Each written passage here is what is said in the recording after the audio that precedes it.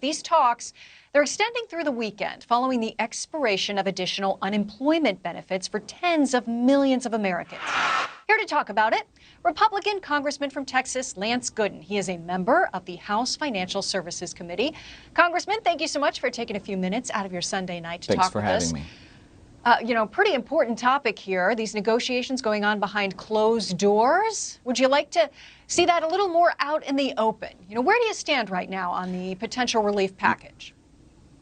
Well, first of all, I think I can speak for just about every member of Congress when I say that we didn't run for office to sit at home while Nancy Pelosi, the President, and Mitch McConnell, and the Secretary-Treasurer and the Chief of Staff of the White House negotiate behind closed doors. The American people hate this. The American people are sick of Congress waiting until the last second to finally get to talking about something. And it's just so typical that the progress actually begins once members of Congress have gone to the airport and flown home. And that's where we find ourselves. So this week, what we're hearing is that progress is finally beginning to maybe happen. Staff members were meeting today. Tomorrow, I believe Mitch McConnell's back in D.C. and he's going to visit with Speaker Pelosi. I suspect they'll come up with something by the end of this week. But the problem is that the urgency that we had a few months ago, where Republicans, conservatives like myself, and conservatives in the Senate, like my Senator Ted Cruz, we were willing to swallow a bitter pill and perhaps vote for something we wouldn't normally vote for. But as this thing drags on, as Nancy Pelosi gets more of what she wants when these negotiations continue to progress, I think you're going to see Republicans eventually peel off, and there's a less of an appetite for Republicans to vote for something that's terrible, that has pork in it, that has things like universal mail-in balloting, an FBI building, things that have nothing to do with coronavirus relief. I think will ultimately derail this, or at the very least ensure that it doesn't pass with the unanimous votes that it had in months prior, when we were all together on the same page voting for a bill that we perhaps wouldn't have stomached in any other time. Yeah, potentially a lot of controversial parts here, but as you mentioned, we're kind of all in the dark right now as we're waiting to see what actually comes out of these talks that are happening. You brought up House Speaker Nancy Pelosi. Here's something she just talked about as far as the strategic plan. Take a listen. We have a strategic plan for defeating the virus: testing, tracing, treatment, isolation, mask, sanitation, and the rest. And we just still haven't come to agreement. If we're going to open our economy and have our children be in schools, we have to defeat the virus. And that is one of the contentious issues that we have to deal with yet.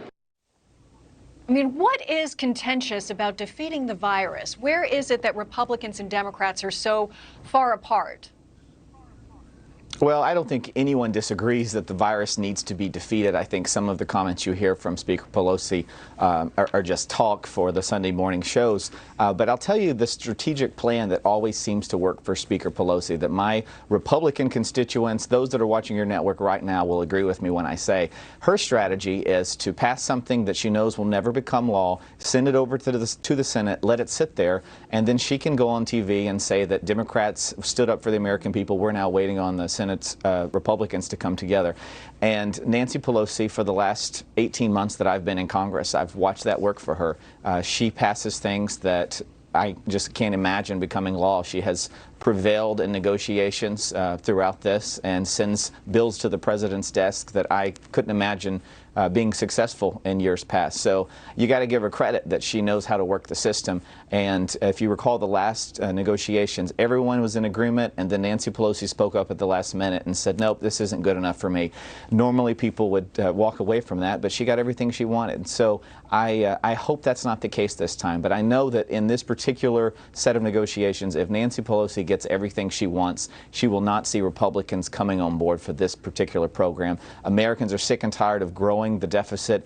1.3 trillion, I think, is what I last heard on the Republican side. Democrats want 3 trillion. As this thing continues to grow, as Democrats like Nancy Pelosi continue to get their demands met, I can't imagine a scenario where Republicans are going to be enthusiastic about whatever they come up with in the next week or 2 weeks.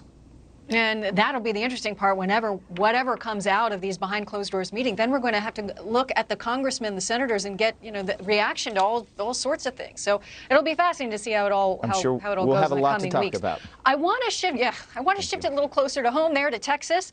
Texas has some pretty big numbers as far as the coronavirus has been concerned. It's among those states that are in the Sun Belt that have been hit so hard recently. We have some of the numbers, at least coming up on 450,000 cases in total. As far as states with the largest single-day case increases yesterday, Texas pretty high up there. I do want to note, Texas, big state, a lot of people there. In recent weeks, there have been some positive data as well, that confirmed cases have actually dropped statewide by 19%.